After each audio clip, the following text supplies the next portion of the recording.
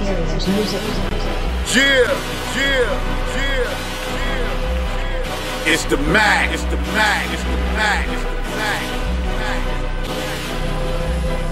It's the Mac. It's the Maccabeestv. Restoring the kingdom, got the master keys. Fully armored kings on the front line. You know who to call on when it's crunch time. Holla one time. It's the Mac. Maccabeestv Alliance. It's the Mac. Maccabeestv Alliance. Maccabeestv. Restoring the kingdom, got the master keys. Fully armored kings on the front line. You know who to call on when it's crunch time. Holla one time, it's the Mac. Maccabeestv Alliance. It's the Mac. Maccabeestv Alliance. It's the Mac. AOC. What? LOI. I'm Israel, no division is the reason why. Apostles of New Jerusalem bringing the fruit. UKOIC, we banging out, bringing the truth. Mac. Maccabeestv Alliance. It's the Mac. Maccabeestv Alliance. It's the Mac. It's the Mac. It's the Mac. It's the Mac. It's the Mac. It's the Mac.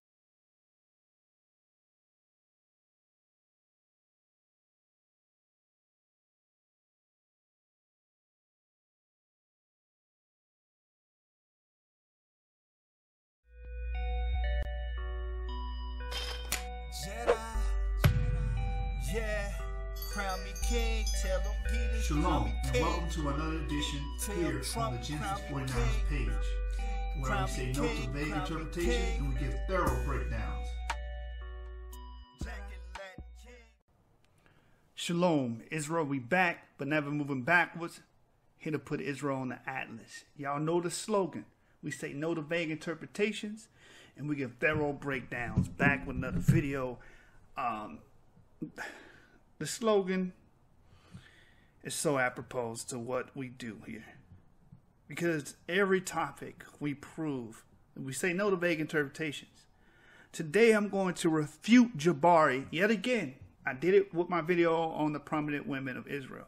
We have more prominent women than Egypt in the Israelite tradition. That's a fact. And he's still trying to spin it as if, oh, the Bible's misogynistic. This verse says this and this verse says that. I'm not going on the defense with this video. I'm going on the offense, and I'm going to tear down and reveal your tradition, your precious Kemet, the laws and different spells, because he attacked in one of his videos on Sonetta TV, our community, and he questioned the women. Oh, when are you women going to question this faith or this tradition?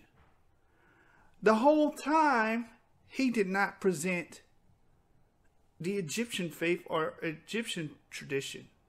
He did not exemplify how that faith is not misogynistic or better, or better. So in this presentation, Genesis 49ers, we're here to shut it down. We're here to reveal the truth, something that Jabari will not do. So, the title of the lecture is Kemet, Don't Throw Stones When You Live in a Glass House. Every time y'all do this, we're going to embarrass y'all. Every time you attack our faith and our tradition and try to single out the women and rebel rouse the people, oh, they hate women. They hate women. Oh, how could you follow the book? First of all, our book, our tradition is objectively honest, meaning he brought up the story about Benjamin and how the men want to rape the Levite that was in Benjamin in the book of Judges. And he gave his maid, his handmaiden, and they raped the handmaiden. He cut the corpse into pieces and delivered it all throughout Israel so everybody can know the heinous crime that was committed against her. Now he'll use that and say, oh, this is hatred for women. This is hatred for women. He didn't tell you the rest of the story, did he? The rest of the story is all tribes of Israel band together and almost wiped out Benjamin behind what happened. That's called jurisprudence. We didn't play that. But he has to give you half-truths. Why? Because he's full of it. All his videos are subterfuge, and he's always talking condescendingly. You didn't know that, did you? You didn't know that this was in your book. Look here, Mr. Catholic. I'm starting to believe that you are a plant from the Catholic Church, IHS. Okay? I believe you're a plant from that organization. You're a Jesuit plant. That's all you are. Won't you start providing some evidence proving that the Egyptian culture is better? Showing you that it's not misogynistic. Instead of just attacking. But guess what? I'm not going on the defense with this lecture, with this presentation. I'm presenting information to destroy your falsehood. You're so enamored with Egypt. Oh, Egypt's the flower of my love, and all these other quotes. You're so enamored with it. I'm going to show you, I'll show the people that Egypt, the Egyptian practices, is not for our people. Nobody, man, women, and child, should be practicing these ancient Egyptian cultures that I am about to expose today. Now, I have a video clip before we get into it of Jabari putting his foot in his mouth, like he always does.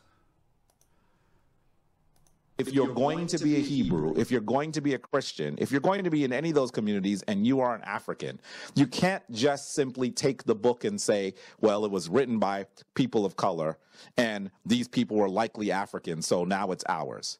You have to understand that the Talmud have actually had control of that book for 2,000 years.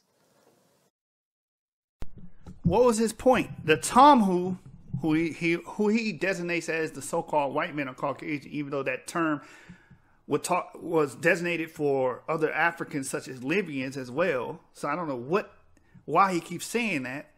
But anyway, he means he's denoting the Caucasian people.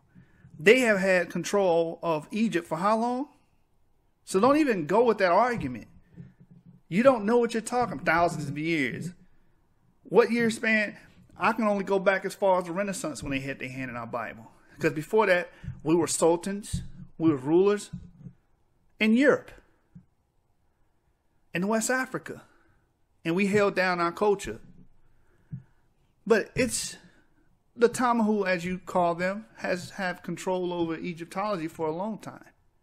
They're the one doing excavations, digging up the pyramids, digging up the information. So don't go there with us.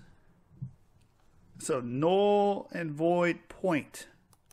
And they've done with it what they pleased. So that what you need to do, African, is re-Africanize your tradition. Specific. He keeps talking about re-Africanizing our tradition. What do you mean?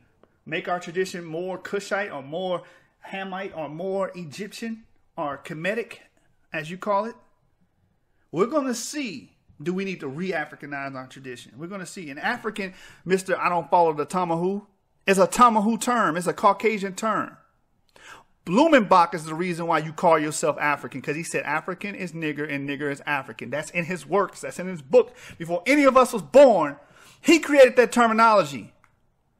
The continental race theory. And you want to talk about re-Africanizing. You don't even re-Africanize yourself. You don't even follow tribes. You don't even follow nationality the way the African ancestors would. Now, don't you? You'd rather just be general and just say, oh, I'm African. Who's really following the Talmud? We don't do that over here. I'm an Israelite from the tribe of Issachar. Not no damn African. Specifically, its patriarchal, misogynistic bent is not African. That is a European construct.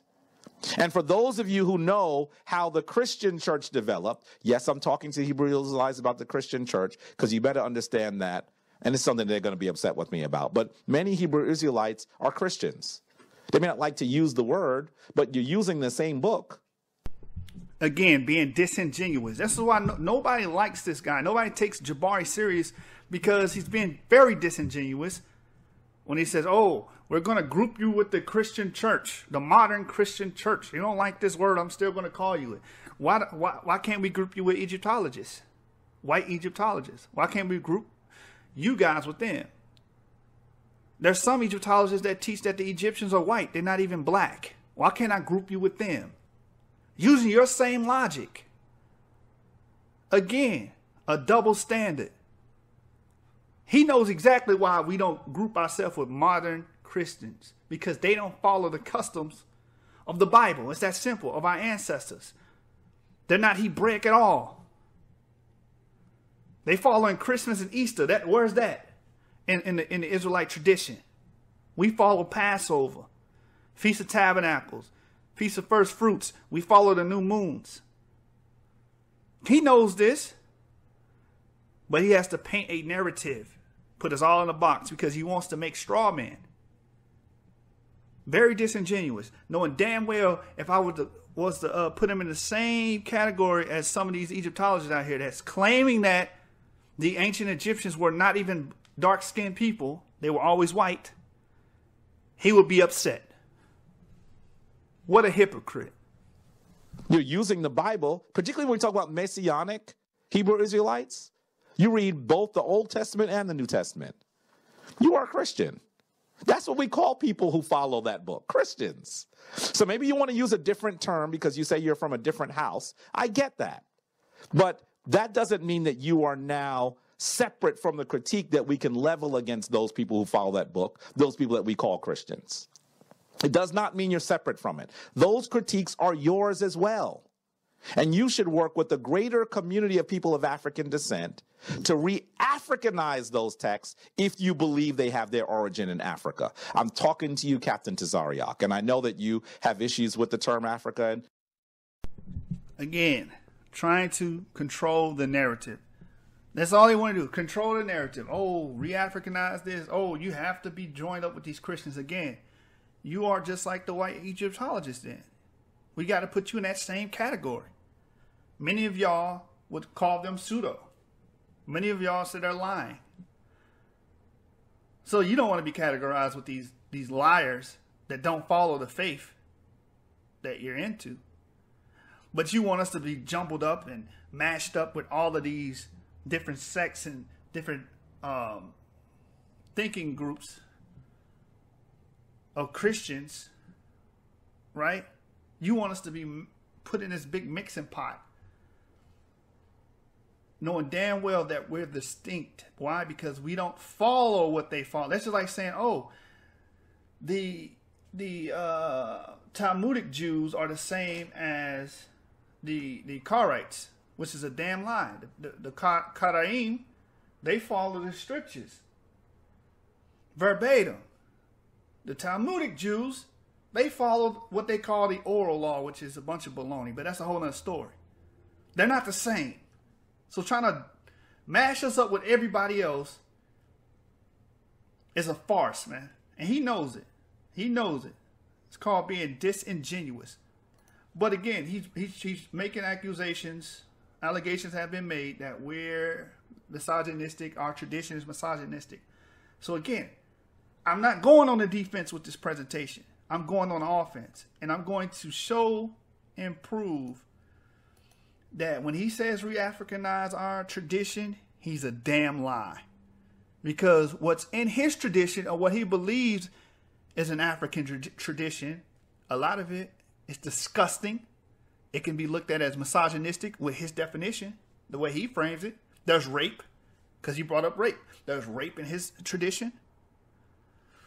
There's spellbounding. If you want a woman, you spellbound her.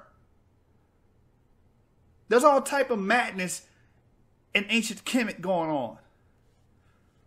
But you want to sit here and talk about our tradition all day. Okay, I got you. Genesis 49ers, we got your number.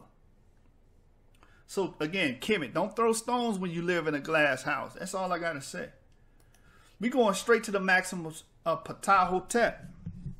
Because he keeps teaching this, oh, me and my wife is this and equal. And okay, let's see what the maximum of Ptah-hotep says. It said, love your wife. The Bible teaches love your wife as well. It says, feed her, clothe her, and make her happy. But don't let her gain the upper hand. It sounds like the maxims of Ptah-hotep would agree with the Bible. We're not supposed to. There's a hierarchical system. Basically, in layman's terms, don't be a sucker for no woman, man. And that's what you're doing. You're very emasculated. That's your problem. That's why you hate our tradition. Because you're emasculated and you see masculine men doing masculine things within our tradition, and it bothers you because you're very emasculated. But even in the Maximus of Patah, it says, don't let her gain the upper hand. Are you going to call that misogynistic? Jabari? Are you going to say the Maximus of Patah as Patah Hotep is misogynistic? Because it says, don't let your wife gain the upper hand over you. Don't let her rule over you, brother. Exodus chapter 21, it says, if he take him another wife, her food, her raiment, and her duty of marriage shall he not diminish. And if he do not these three unto her, then shall she go out free without money. Does that sound like misogyny? If you don't take care of this woman, she can go. That's in Exodus. So what are you talking about? Even in your own tradition, even in your own writings, it tells you don't let the woman get the upper hand. Now, let's get the next slide. Let's get the next slide. It says, in most ancient societies, women were little more than property in the eyes of most men, and the emphasis in those societies was almost always on how women could or should make men happy. Granted, like other ancient lands, Egypt was largely male-dominated. He's trying to paint a picture that these women were floating through the streets, you know, being carried on men's back. That's not what was going on in ancient Egypt. It was largely male-dominated. Most of the pharaohs were males. Most of the ruling class was males. Tell the truth some damn time, man. I know it's hard for y'all to do that. I know you just, when you wake up in the morning, you just gotta lie. You just gotta lie. It says Egypt was largely male-dominated, and for the most part, women were expected to do their husband's bidding. Why don't you teach that? Huh? Keep acting like ancient Egypt was some utopia for women. It's because you're biased and you don't want to tell the truth. It says still many Egyptian couples seem to have enjoyed positive loving relationships. Even in a male-dominated society, you still can have loving relationships. There's nothing wrong with that. It's just a hierarchical positioning that you can see in ancient Egypt as well. And that's from Don Nardo's work, Living in Ancient Egypt, page 23. You pseudo-scholar. Again, and don't say, oh, they had multiple wives. That's misogynistic as well. The ancient Egyptians had multiple wives. There's evidence for that. The Hequinach Papyrus says, now expel that housemaid Sinan.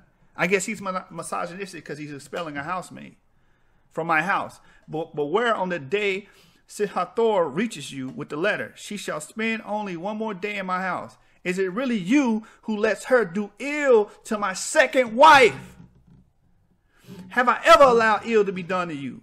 What did she do against any of you? You, Meresu, who hates her. His other wife was hating on his second wife. But there's evidence of multiple wives. And he had to kick his housemaid out. He got rid of her ass. Excuse my language. I guess that's misogynistic. No, that's him being a man and taking charge of his household. Something Jabari can't do. Jabari, you have been emasculated. That's your problem. You keep talking about our tradition, I'm coming at your throat with this knowledge, man. And this research. We're going to tell the truth. That's something you can't tell the truth for nothing. To save your life, you can't tell the truth. Oh, Prostitution in Egypt by Nawal el-Sadawar, pages 1 and 2. It says, in ancient Egypt, the god Amun indulged in sexual relations freely with many women, concealing his debauchery under a religious guise. Families chose their most beautiful daughters and offered them to the priest of his temple. As soon as they grew too old to satisfy the sexual appetites or tastes of the priest, they were permitted to leave the temple, surrendered by all due respect. This is what was going on in ancient Egypt. This is what you want us to re-Africanize back to? You want us to transform into this? You want us to conform into this? Are you serious? Jabari. This is what you want our people going back to. Making our little women whores. Guess what? You don't have to worry about going back to that. That's the problem we're fighting against right now. Back then you had the priests messing with these damn women in ancient Egypt. With these little girls. Families would give their little girls to these priests. And you're going to say, oh, this is not true. This is not proven. This is not true. That's what you would say because you're a fanatic of Egypt. Tell the truth, shame the devil. Since we Christians, right? So it says, often they would marry into noble families and enjoy the greatest honors and respect after being a whore their whole damn life. Girls practiced prostitution until they married. A special category of holy prostitutes was constituted of the priestess in the temples. It was classified as the harem of God, the harem of God, and the harem of Amun. You know what he's going to say? Oh, no, the harem are just dancers. They were only dancing naked. I mean, they were just dancing naked. I don't know what's the problem. They're dancing naked. What are they doing in the temple naked in the first place? In sacred and holy ground. Having intercourse in a temple. This is what you want our people to go back to. It says the mistress of Amun was called Meret Amun. She was the daughter of the Emperor Ramesses the Great. Her father married her and she became the first lady of the kingdom and replaced her mother Isis. He bestowed on her the title of the Great Spouse, God of the Two Worlds. And again, that's Prostitution in Egypt by Nawal el-Sadawi, page 1 and 2. But again, this is what you want our people to go back into. He was, oh, prostitution wasn't in ancient Egypt. It's the world's oldest known profession, man. We know it was there. I'm going to give you proof. This is Rampsinitis. I don't know how to say his name, so forgive me. Rampsinitis and Wiley the thief. He says he sent his own daughter to the common stews. What is that talking about? Prostitution. With orders to admit all comers. What does that mean? She was turning tricks, man. But to require every man to tell her what was the cleverest and wickedest thing he had done in the whole course of his life. So he turned his his daughter into a prostitute just so he can catch the thief when you read the story. This is Egyptian history. This is Kemet. The place that Jabari is so enamored with that he can't see any wrong in it. And this is reading Herodotus by Deborah Hamel, page 73. So he sold his daughter into prostitution, which would be a violation of Hebraic law. The law that you hate so much, Jabari. The law that you hate. And you love to make your videos slandering so much. Our scriptures is against that. But let me give you another example of prostitution.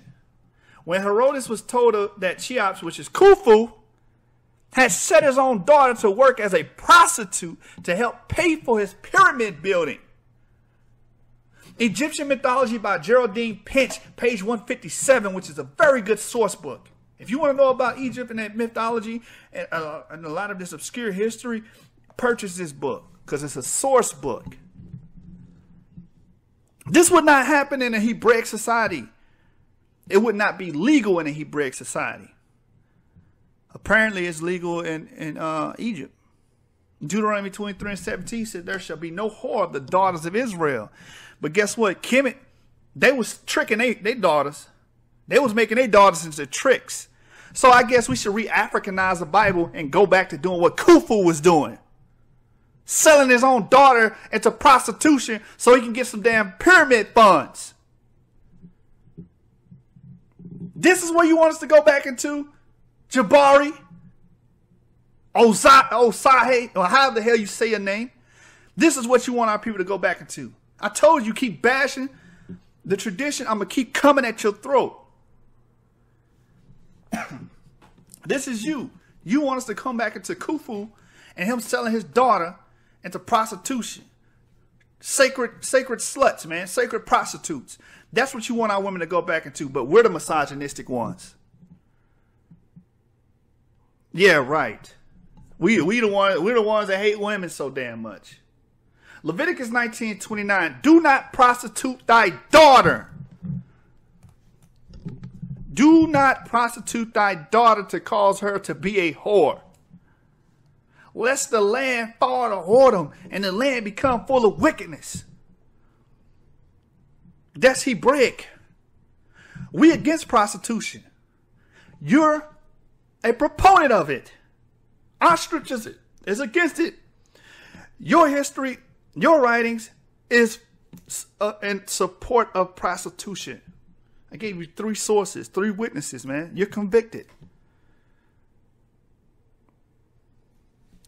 You already lost. I don't even have to keep going in the presentation. You're already dead in the water. Now, let's go into this rape thing, because you kept mentioning rape in all the Bible. There's raping gangs in the Bible. Yeah, and guess what? They got dealt with accordingly. They died. The men that raped died. They got killed. Why? Because rape was taboo in the Bible. It was against the law. Now, when we go to rape, it says the myth of Horus repaid his mother. Now, this is his mother, Isis. I don't care. I'm going to call him by the Greek name. I don't respect you enough to call it by what you call Metanetter. The myth of Horus repaid his mother by raping her. Seems strange, but each king had to take possession of the throne goddess and beget a repeat of himself. So he raped her, got her pregnant to beget a repeat of himself. That's in the literature. Rape is in your literature. And don't talk about, oh, it's metaphysics. I don't give a damn what you think it is. The way they're describing it is a man raping his mother. You can't get around that. The way they chose to articulate this story is a man, a son raping his mother. That's incest and rape. This is what you want our people to go back into? You're sick, man. You're sick. Re-Africanize. You need to re-Africanize. That's how you talk. Re-Africanize. You talk with that. Because you're a snake, man. You want us to go back into this? This madness? You want me to teach my children this? And pass this down? Are you mad? Source, Egyptian Mythology by Geraldine Pinch, page 151. But you were such an advocate. You were saying rape is bad and all this other stuff when you pointed out in the Bible. The Bible's objectively honest and telling you what happened to these people. They got killed. Horus didn't die because of this. Horus was rewarded with a son out of this. So let's keep going. Rape again. Another example of rape with the same situation. A spell from the Harris Magical Papyrus from the British Museum refers to Isis weeping on the river bank after Horus has had sex with her. Her own son, incest again. Rape. Egyptian Mythology by Geraldine Pinch, page 135. So don't you dare open your damn mouth talking about our tradition again. Oh, brothers, you don't understand. It's metaphysical. That's all fine and dandy. They could have found another way to articulate it then, if that's the case. What's wrong with their brain? What's going on in their mind if they're talking about this man raping his mother? And this is what you want our people to go back to. You should be ashamed of yourself.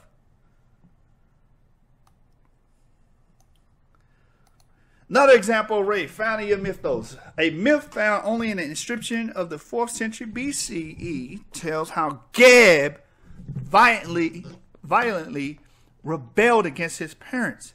He seized the throne of Shu and forced Tefnut, his mother, to be his queen. I can't make this stuff up. I cannot make this stuff up. And the source is not down there, but it should be. It's the same book, Egyptian Mythology by Geraldine Pinch, page, I believe, 154. But are you surprised? Look how they portray Geb. That's Geb right there with his penis touching his mouth, with his phallus touching his mouth. This is what you want us to go, oh, brothers, you don't understand. I do understand a penis, a phallus, going into somebody's mouth is disgusting. You cannot justify that. And you can't justify him being depicted as raping or forcing his own mother to be his queen, man. I don't care what you try to say, that, oh, it's air and element. The way the story is being told is twisted. Urine, oh my goodness, man. Oh my, don't open your mouth again. Don't say nothing about our tradition again. When you got stuff like this all over yours. It says you cook them on a new potsherd with vine wood. You pound them with 9 apple peeps. Together with your urine. Piss. Your urine. Or your sweat free from oil. Put it in wine. Speak over it 7 times and make the woman drink it. Make a woman drink this? This is misogyny, the later papyrus. Now, to your credit, this is 3rd century AD. Doesn't mean it wasn't the Egyptians who came up with this. But the later papyrus. This is a love potion that involves pissing, preparing urine, and putting it in wine and speaking over 7 times and making women drink it. Forcing women to like you with a spell. Leviticus 10:10. And that you may put a difference between the holy and unholy and between unclean and clean. This is unclean. This is disgusting. This is nasty. And you want us to re-Africanize back to this? Are you serious? You need a CAT scan. You really have lost your mind. And here go these dancers dancing butt naked. You know, I'm curious to hear him back this up. This is not Hebraic. This is what he wants us to go back to. He wants our little girls to go outside and dance butt naked. Anyway, here's from the Ebers papyrus, a medical papyri, how to cure sagging breasts. Very interesting. Now, Jabari wants our women to go, he wants our women to believe this is the better tradition and this is what we should do. We should follow these concepts, if you will. It says should be covered. She should be covered with menstrual blood in the woman's belly and her thighs covered as well. This is a remedy for women with sagging breasts from the Ebers papyrus. Covering women with menstrual blood. Jabari, this is what you want our people to go back to. This is what you want us to re-Africanize into. This is madness. Don't you ever open your damn mouth talking about the Bible no more. When your tradition teaches women should cover themselves in menstrual blood to cure themselves from sagging titties. How dare you, you disrespectful, emasculated man. I don't even want to call you a man. You boy. Look at this. To the right, the fresco at tomb of Nebumun.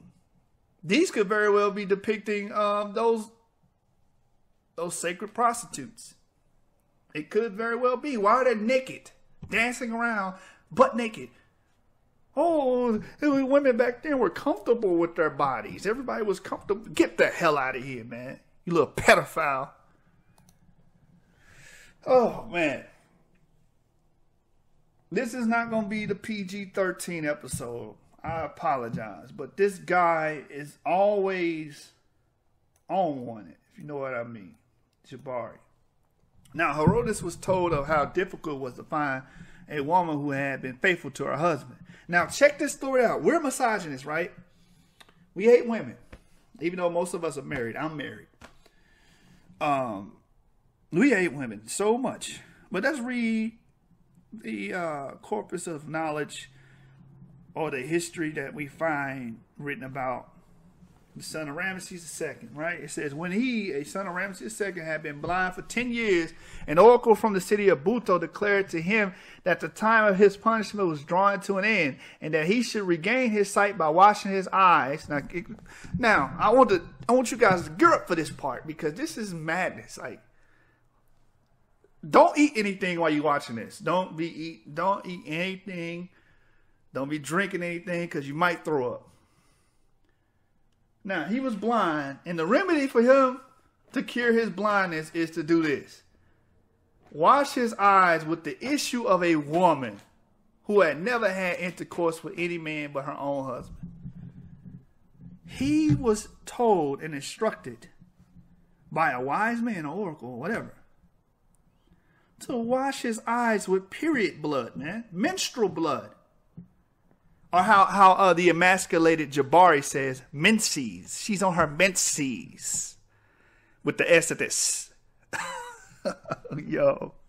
You can't be serious with this. He was told to wash his eyes with period blood. This is what you want us to go back to? You want me to put down the Hebraic tradition and go back to this? Washing period blood on our eyes. It says women who had never had to wash his eyes with the issue of a woman who had never had intercourse with any man but her own husband.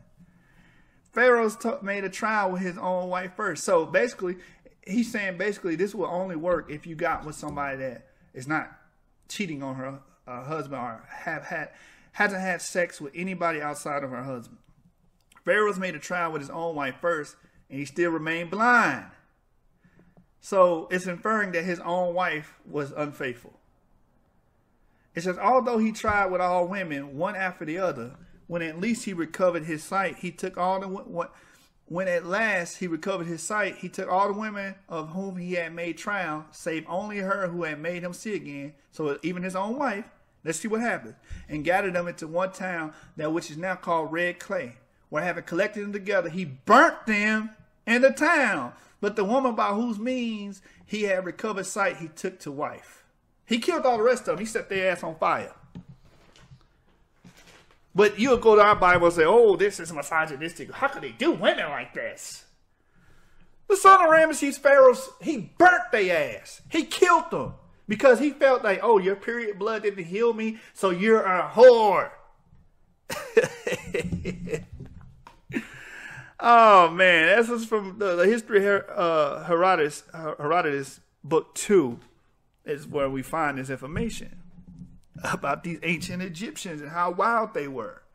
But you go read the story about what one wicked person did, boom, and you're going to say, oh, there's a whole book is misogynistic. Let's do that same logic, use that same logic with you. And your love, Kemet's the flower of your heart, you say. Well, you find this in Kemet. Why are you not condemning this? And also, don't go around using period blood to cure blindness. That's madness. But let Jabari tell you this is science. Again, let's talk about spellbinding again. Once again, I brought up one incident with the urine. Yeah, they took urine, put it in women's wine, and said a spell, seance over it, and gave it to them. It says, take an egg of a crow and the juice of the plant crow's foot and gall of a river electric eel and grind them with honey and say the spell whenever you grind and whenever you smear it on your genitals. This is the spell that is to be spoken. I say to you, womb of En, open and receive the seed of En and the uncontrollable seed of Afri, write it. Let her En or Noon love me for all her time as Isis loved Osiris, and let her remain chaste for me as Penelope did of Odeus. And do you, womb, remember me of all the time of my life, because I am Archonoctus.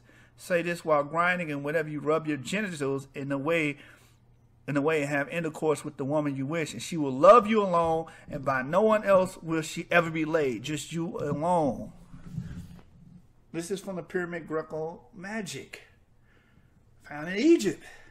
Spellbinding the woman. Oh, I'm going to grind this on me, and I'm going to say the seance, and I'm going to venerate these gods. That's another thing, too. That's how you know if you see something the gods was doing with homosexual or out of order, the people were doing that as well because they venerated the gods in action.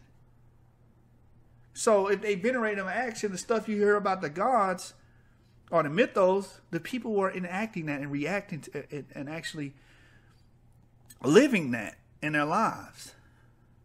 Make no mistake about it. But again, spellbound. You want our people to go to spellbound. You want our people to do voodoo and spellbound people now, right?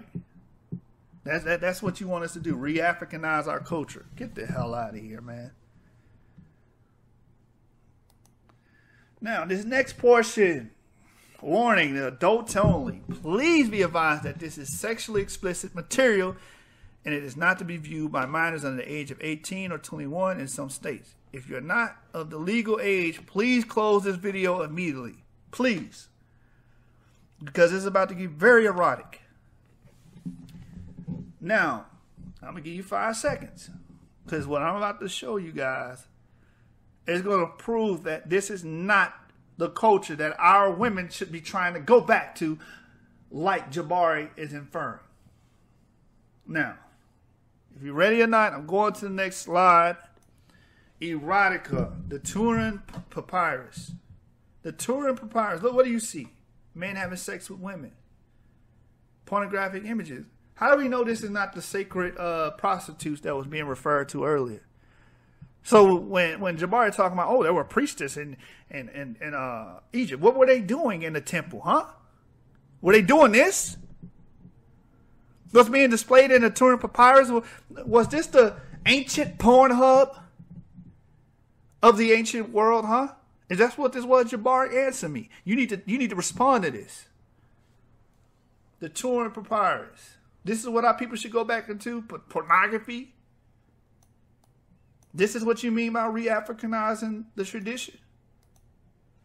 The Turin Papyri is reputed as the world's first men magazine. Is this what we want our women aspiring to be? This is what you want our women to be like? Huh? Discovered during the Roman side period, circa 1150 BC, alongside judicial, king list, and a cartography papyri, the oldest geographical map, they say.